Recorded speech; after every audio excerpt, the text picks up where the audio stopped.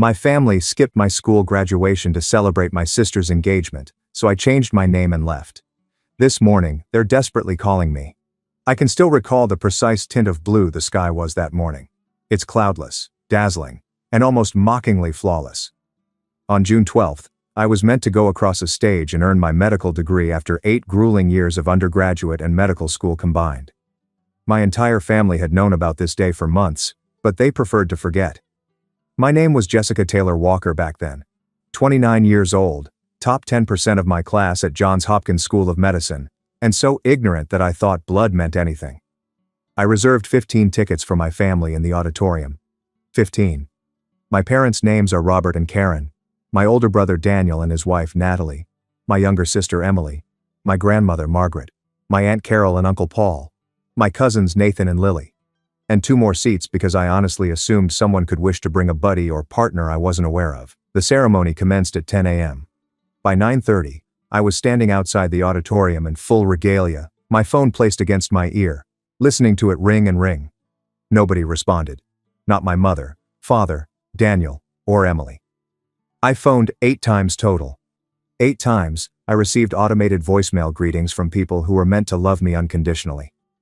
Dr. Whitfield, my faculty supervisor, discovered me crying in the restroom 15 minutes before I was meant to line up with my cohort. "Jessica, what is wrong?" she inquired, her voice quiet and concerned. I could not even form words. I just showed her my phone, the call log and the desperate text message I'd written that had gone unanswered. She handed me tissues and said something that would stay with me for years. "The folks who show up for you are your true family. Sometimes this has nothing to do with genetics." I stepped across the stage alone. When they called my name and announced that I had graduated with honors and will begin my residency in general surgery at Massachusetts General Hospital, there was no outburst of shouts from a designated family area, only polite applause from strangers and the hollow echo of my own footsteps. The dean shook my hand and leaned forward slightly.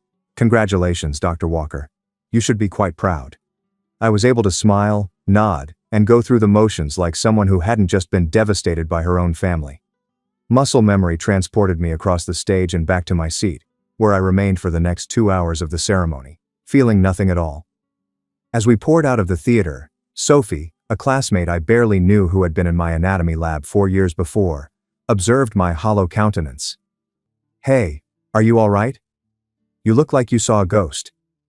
This is a family emergency." I lied because the truth was too humiliating to say out loud. They could not make it. Sophie's expression softened with sympathy. "That is dreadful. Would you like to come to lunch with my family? My grandma prepared far too much food, and she will be offended if we don't bring more guests." The kindness of a nearby stranger, expressed so casually, nearly broke me. I rejected as gently as possible, stating a need to check on matters at home. But that moment stayed with me for years after. The proof that basic human decency existed in the world, even if it did not make its way into my immediate household. Before going to Bethesda, I sat in the parking garage for exactly 5 minutes, allowing myself to come apart. I sobbed until my chest hurt and my eyes swelled almost shut. Then I adjusted my cosmetics in the rearview mirror, smoothed my doctorate hood, and drove into an encounter that I knew would change everything. The issue about denial is that it takes ongoing upkeep. Every day you must make a conscious decision not to perceive the patterns that define you. Driving down those familiar streets, past monuments from a life spent always in someone else's shadow, I felt my denial crumble like ice in spring. There was the elementary school where I won the spelling bee in 4th grade, and my mother had unintentionally thrown away the trophy during a cleaning spree. Emily had a cry about her first boyfriend dumping her 2 streets away from the orthodontist's clinic where I had my braces off the same day, thus my milestone went completely unnoticed. The community center where I played a Chopin nocturne at the age of 12 had been practicing for 6 months, while my parents texted in the audience about Emily's most recent conflict with her friend group. 26 years as an afterthought. 26 years of accepting small amounts of attention and fooling myself they were feasts. 26 years of feeling that if I just worked hard enough, excelled enough, and proved myself enough, someone would eventually notice me. After then, my classmates were surrounded by family holding flowers and balloons. Marcus Chen, who had barely scraped by academically, had 14 people supporting him. 14. His grandmother flew in from Taiwan. Meanwhile, I stood by myself near the exit, refreshing my phone and hoping for a logical explanation. The explanation arrived 2 hours later when I finally traveled the 40 minutes to my folks' house in Bethesda. I found these in the backyard. All of them.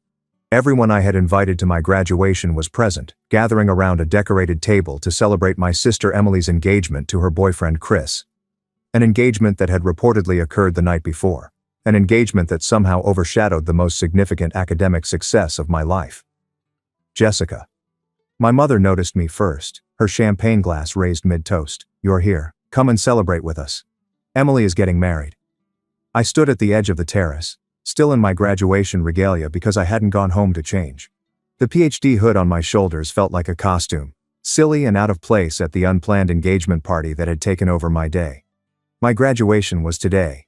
The sentences came out flat and impersonal. I saw the knowledge flash across various faces. My father's countenance altered almost subtly before returning to neutral.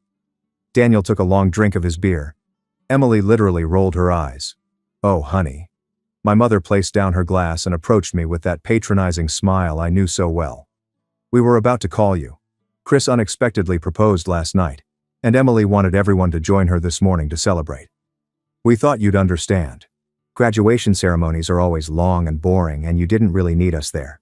You're always so independent." I gazed around at my family, at the streamers and cake in the champagne bottles, and at my grandma, who averted my gaze. At my Aunt Carol, who suddenly became very interested in her manicure, and at Daniel, who shrugged when I caught his stare, as if to say, "What did you expect?" And the truth was, some part of me had expected exactly this because Emily had taken precedence before. This wasn't even the 100th time. When I was 14, I won the state science fair, and we celebrated by attending Emily's dancing recital. When I was admitted to Johns Hopkins with a full scholarship, my parents had Emily's Sweet 16 party the same weekend and promised me we'd celebrate my admission later. Later never arrived. Emily announced that she was changing her major for the third time after I scored in the 98th percentile on the MCAT. That apparently dominated dinner conversation for several weeks. My entire life, I've been the responsible one. The overachiever. The daughter who never made trouble. And throughout my entire life that meant I was invisible.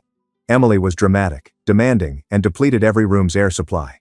My parents had spent so many years regulating her moods and attending to her whims that they had completely forgotten I existed. But there on that terrace, watching my family toast Emily's engagement while I wore the tangible evidence of 8 years of sacrifice around my neck, something inside me finally snapped. "You're right," I replied gently. "I am independent. Thank you for reminding me." I turned around and walked back to my car. My mother called after me. Something about being dramatic and destroying Emily's particular occasion, but I didn't give up. I did not glance back. I headed straight to the courthouse the next morning. The procedure of legally changing your name is surprisingly straightforward. Forms, costs, a court date, and a judge who hardly glanced up from his paperwork before granting my petition. Jessica and Taylor disappeared within 5 weeks. In her place stood Dr. Jessica and Walker, a name I had purposefully chosen. Walker is someone who walks away and continues to move. I had previously planned on relocating to Boston for my residency. That move has now become a complete reinvention. I changed my phone number, erased all social media accounts, sent my mail to a P.O. box, and left no forwarding address. I notified only one person from my previous life about the change, Dr. Whitfield, who had been more like a mother to me in 4 years than Karen Taylor had been in 29. "Are you certain about this?" she inquired as I described my decision. "They didn't notice me when I was there. Let's see how long it takes them to discover I've left." The answer was 2 months. In August, I received an email at my professional address, just as my emergency medicine residency was taking up all of my waking hours. The sender was Daniel, and the message was brief. "Mom says you aren't returning her calls. She is upset. Could you please apologize so we can move on? Emily's wedding planning is already stressful enough, without your drama." I removed it without replying. The next communication arrived in October. My father left a voicemail on the hospital's general line. "Jessica, the silent treatment is ridiculous. Your mother is sick and frightened. You must call home quickly." I had the administrative assistant advise him that no one named Jessica Taylor worked at the hospital. It was not even a falsehood. By December, my former existence seemed like a fever dream. I was Dr. Walker, now a resident who worked 90-hour weeks, saved lives, and returned home to a little apartment in Cambridge where no one's needs came before mine. I spent Christmas with 3 other inmates who had similar complex familial backgrounds. We ate Thai food, watched bad movies, and laughed until our sides ached. It was the most enjoyable holiday I'd ever had. Marilyn's silence lasted over 1.5 years. I created a totally new existence at that time. Friends who chose me not out of obligation, but because they truly loved my company. A career that challenged me academically while also fulfilling me emotionally. A feeling of self that was not defined by being the responsible daughter, the neglected sister, or the family afterthought. And then, on a random Tuesday in March during my 3rd year of residency, my grandma Margaret died. I discovered out through a Google alert I set up years ago as a passive method to see if anyone from my previous life had tried to contact me. The obituary was brief, identifying survivors including granddaughters, Emily Taylor Mitchell and Jessica Taylor. Except Jessica Taylor no longer lived, and no one in my family had attempted to inform me. I pondered attending the funeral. For over an hour, I sat with that option, considering it from all sides. My grandmother had been good to me in a gentle way. She'd given me money for textbooks when I first started medical school, which she begged me not to tell my parents about. She came to my white coat ceremony when no one else did. But she had also been present that day. She'd been at Emily's engagement party, sitting in a chair that should have been reserved for my graduation. She had made a decision, just like everyone else. I did not go. 2 weeks after the funeral, a private investigator arrived at Massachusetts General, inquiring about Dr. Jessica Taylor. I know this because my colleague, Dr. Keisha Warren, addressed it at lunch, laughing about how some unfortunate woman's family had allegedly hired a private investigator to track her down. Isn't that wild? Kesha explained, biting at her food. Imagine being so distant that your family must engage a specialist to locate you. Wild? I agreed, and secretly started taking extra safeguards with my sensitive information. The PI was unable to locate Dr. Jessica Walker. The investigator had been checking medical licensing databases and alumni records under my previous identity, never considering cross-referencing physical descriptors or graduation years with newly licensed physicians. Years had passed before my parents decided to take a different strategy, and the trail had gone cold. My parents ultimately found me 8 months later, thanks to a medical journal article that included my name and hospital affiliation. They arrived unannounced on a Saturday afternoon, standing in the lobby of my apartment building as I returned after a 12-hour shift. My mother had changed dramatically in the 3 years since I last saw her. Grace's pinched lines defined her mouth. My father appeared smaller, somehow weakened. For a brief moment, I felt a twist in my chest that could have been sympathy. My mother responded, "Your daughter wouldn't let us down," with that usual accusatory tone in her voice. "We've waited for 2 hours." "Good day, Dorman." Karen flinched, like if I had hit her. "Jessica, this has lasted long enough. We are your parents. You can't simply disappear." "Actually, I can. It's Dr. Walker now." My father's cheeks turned red. "What kind of nonsense is this? Your name is Taylor." "Our name? Not anymore. I had it legally altered soon after graduating. You remember when I graduated, right? The one you passed up in favor of an engagement party." The silence that followed was almost comforting. Almost. Mostly, I felt exhausted. The tiredness of a long shift was exacerbated by the emotional strain of confronting a history I had worked so hard to leave behind. "We did not skip it," my mother finally admitted. "We just had a disagreement. Emily needed us that day, so we made a judgment call. Jessica, you have always been so self-sufficient. We knew you would be okay." "Dr. Walker," I corrected automatically. "And you're correct. I was okay. I'm fine. Better than great, actually, now that I'm not continuously forgotten by those who are supposed to adore me." "We love you," my father said, though he couldn't quite meet my gaze. "You are our daughter. I was your daughter for 29 years. I was your daughter who got straight A's and never got into trouble, and I worked 3 jobs to help pay for my living expenses because you spent my college money on Emily's car after she damaged it for the 2nd time. I was your daughter, sitting in waiting rooms while you went to Emily's therapy appointments, college visits, and everything else. I was your daughter, and I saw you consistently chose her in every situation." My voice remained steady throughout the speech. I'd rehearsed it enough times in my thoughts during sleepless nights, long commutes, and quiet moments when the past creeped up on me unexpectedly. "That is not fair," my mother protested. "Emily struggled. She needed additional help. You were always quite capable. And how was I expected to be something else? What would have occurred if I had struggled? If I had required additional help, would you have suddenly obtained the ability to see me? Or would you have sent me to my room while you handled Emily's current crisis? Neither of them had an answer to it. I wanted you at my graduation, I said, my voice lowering. Not because I wanted approval, or because I lacked the independence to manage things on my own. I wanted you to be there because it was important to me, and I assumed you cared about me. But I did not. I never did. And the sooner I accepted this, the sooner I could stop hoping for something that would never happen. My mother began crying. Big dramatic tears that made me think of Emily. My father wrapped his arm around her and murmured reassurance. And I watched as they formed a unit that had never included me. We want you to come home, my father finally said. For Easter. Emily is pregnant and she wants the whole family there. I had a giggle. I couldn't help it.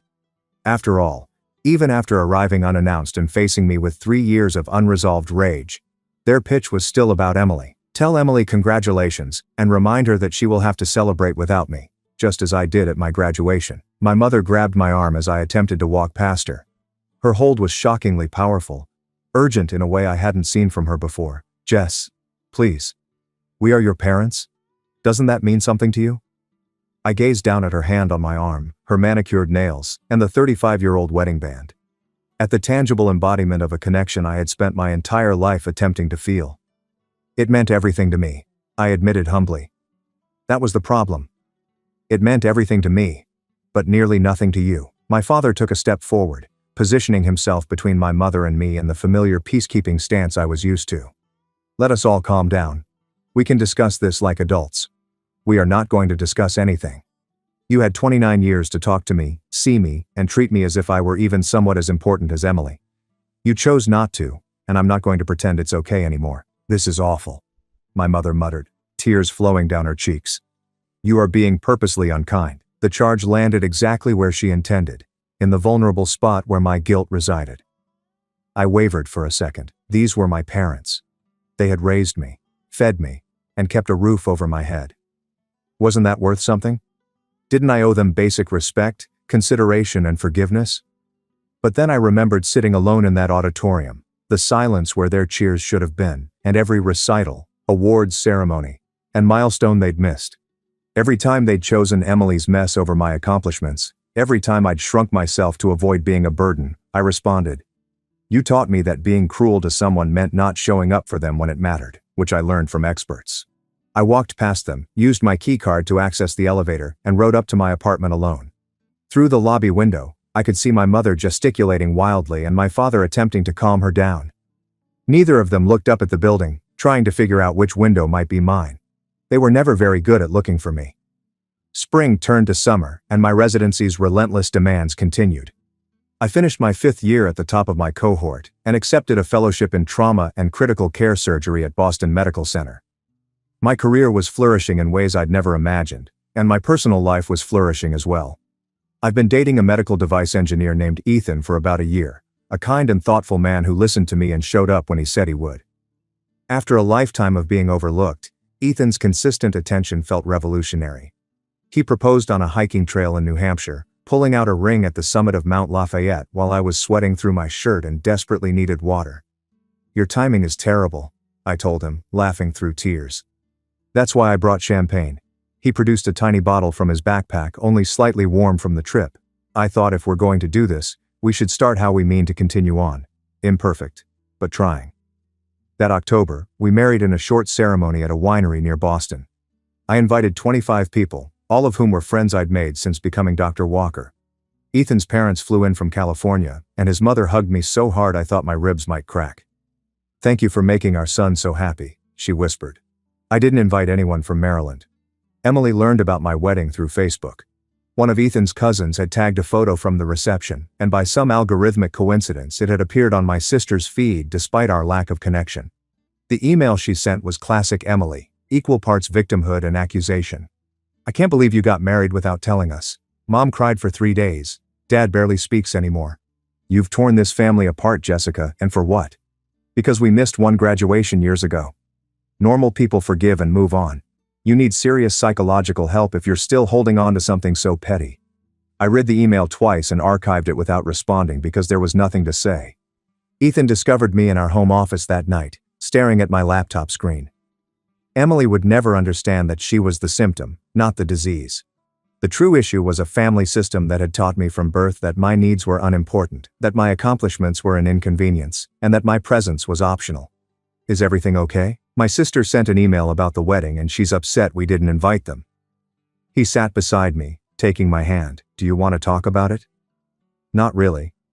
I just find it fascinating that even now, after everything, she still thinks this is about one graduation. She doesn't see the pattern, and neither do they. Would it matter if they did? I pondered the question. If my parents showed up tomorrow with genuine remorse, acknowledging decades of neglect, would it make a difference? Probably not. I admit it.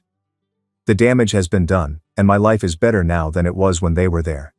That sounds harsh, but it's true. Ethan squeezed my hand. Then maybe focus on that. The life you've built. The people who actually show up for you. He was right. He usually was. 2 more years passed, and I finished my fellowship and accepted an attending position in trauma surgery at Brigham and Women's Hospital. Ethan's company went public, making us unexpectedly wealthy in a way that still felt surreal. We bought a house in Brooklyn with a garden in the home office and a spare bedroom that we started referring to as the future nursery. On a Thursday in November, the letter arrived on official stationery from a law firm in Bethesda. My father had died of a sudden and massive heart attack in the parking lot of a grocery store. He was 67. The letter, addressed to Dr. Jessica Walker in my hospital's administrative office, was from Robert Taylor's attorney, informing me that I had been mentioned in his will and requested that I attend the reading. I sat with that letter for quite some time. My father and I had never been close, even before the estrangement. He was a quiet man, overshadowed by my mother's personality and overwhelmed by Emily's demands. In my memories, he existed mostly in the background, a presence rather than a participant. He hadn't actively hurt me the way my mother had, but his passive acceptance of my invisibility was its own kind of wound. And now he was gone, and I would never have the chance to confront him, to demand answers, to force him to see what his silence had caused. An hour later, Ethan found me crying in the garden. The letter crumpled in my fist. Your father? I nodded, unable to speak. Do you want to go to the funeral? No. I said hoarsely but certain. I don't want to see any of them. I don't want to pretend to mourn with people who never mourn my absence. What about the will reading gave me pause. I'm not sure. I wasn't expecting to be included. We've been estranged for 5 years. Perhaps he felt bad, and this was his way of making up. Making amends would have required courage he lacked, but leaving something in a will, a gesture that couldn't be contested or argued with, that took only the courage of knowing he wouldn't be alive to face the consequences, sounded just like Robert Taylor. The will reading took place 2 weeks later in a conference room that smelled like old coffee and new carpet. I arrived early, deliberately, and sat in a corner seat with a view of the door. My mother entered first, leaning heavily on Daniel's arm. She looked terrible, hollowed out by grief in a way that made her appear decades older.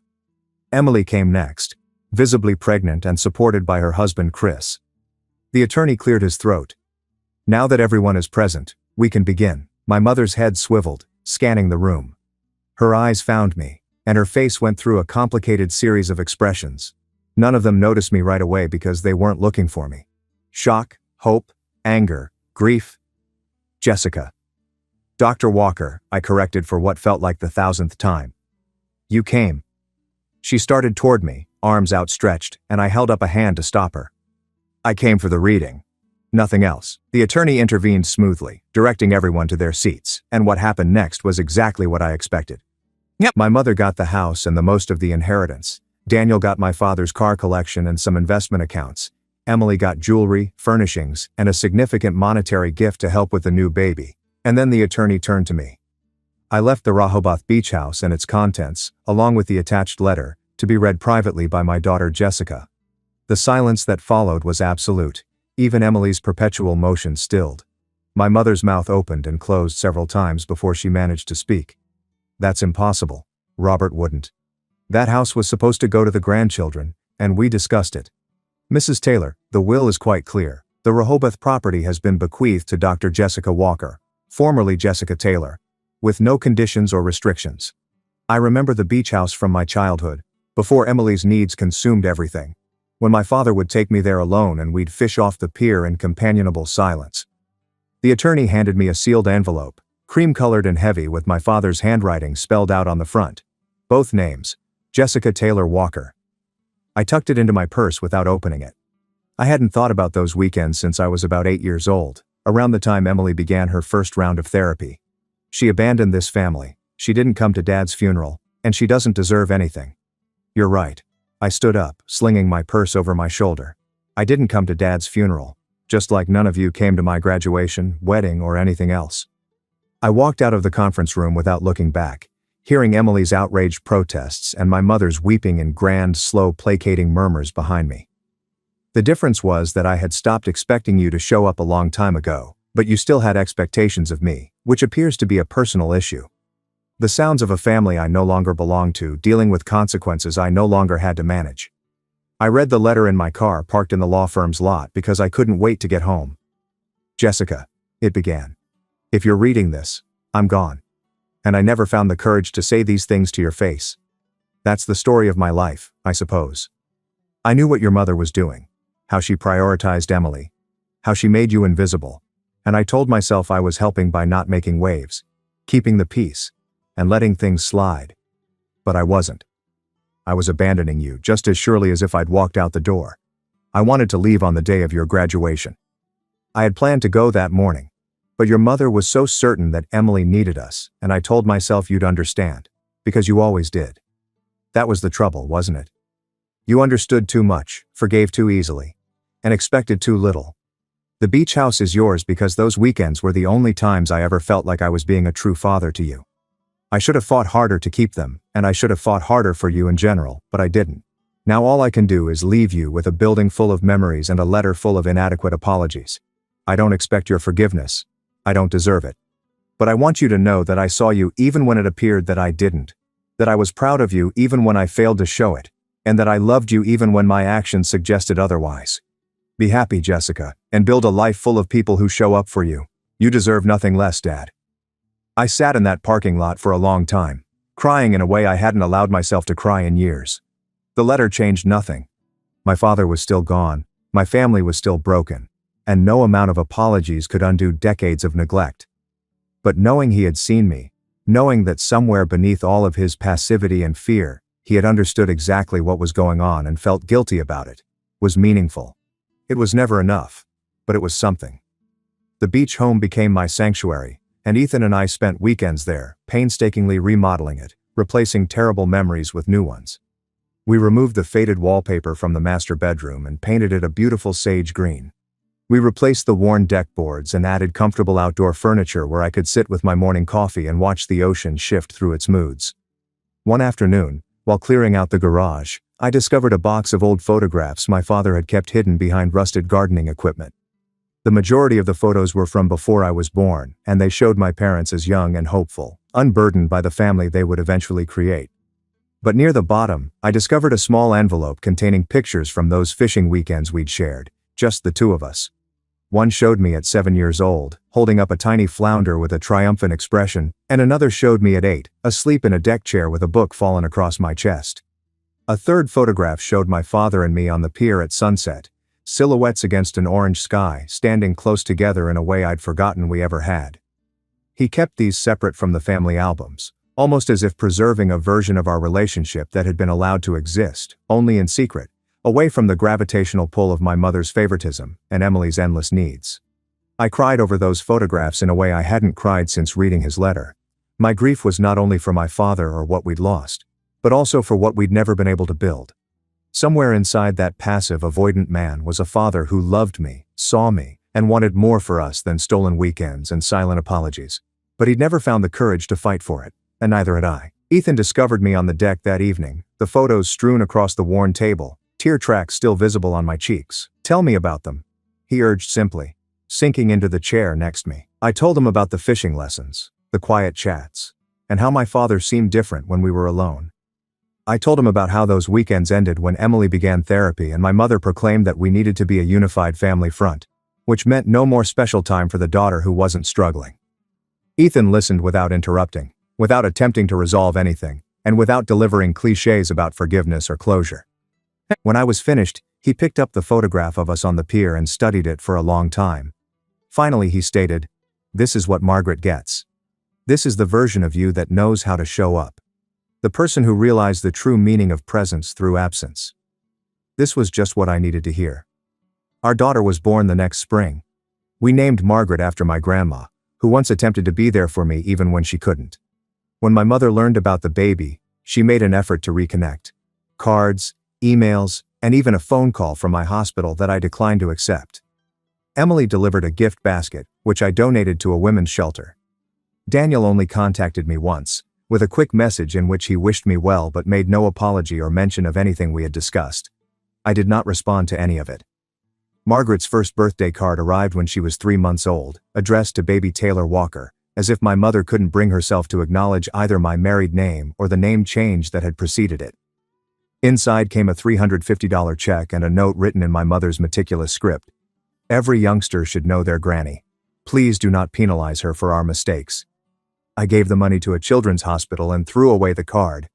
The irony of my mother imposing punishment was not lost on me. This was a lady who had spent my whole childhood punishing me for the crime of self-sufficiency, withholding attention, affection, and basic acknowledgement because I did not demand them loud enough. More cards appeared. Birthdays, holidays, and random Tuesdays when my mother evidently felt compelled to reach out. Each went unopened into a box in the back of my closet. A growing archive of too little, too late that I couldn't bring myself to delete. Ethan once asked me why I had kept them. I mentioned evidence, but I wasn't sure what I meant. Perhaps they tried. Evidence indicating their efforts were ineffective. Evidence that I wasn't dreaming the decades of neglect that had led to this arrangement, and that there was actually anything worth leaving behind. Perhaps I saved them because a small wounded part of me wanted to open one and find the words I'd waited my entire life to hear. Not, "We miss you, please forgive us," or, "Think of your daughter," but something more basic and fundamental. "We understand how we failed you. We understand why you've left. You were correct to defend yourself." Those words never arrived. When I eventually got the confidence to read them years later, each card had some variation on the same topic. Their anguish, uncertainty, and amazement over my cruelty. They never acknowledged their role in building the distance between us. They never showed any awareness of what they had done or why I might have needed to leave. Some would call it frigid and unforgiving. A psychiatrist I met briefly after my father died indicated that I was cutting off my nose to spite my face, that I was torturing myself by refusing to reconcile. But she did not understand. Reconciliation necessitates acknowledgement. It is necessary for those who have wronged you to admit their actions. My family has never demonstrated that they realize the gravity of their betrayal.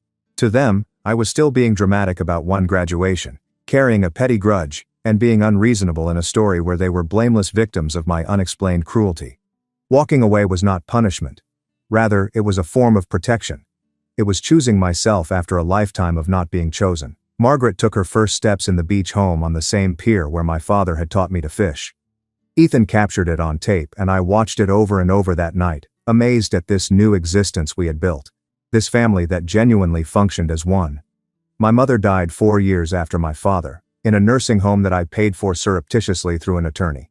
I never visited, but I made certain she had good care, a private room, and all she needed. It was more than she'd done for me, and while it may seem petty, it felt right.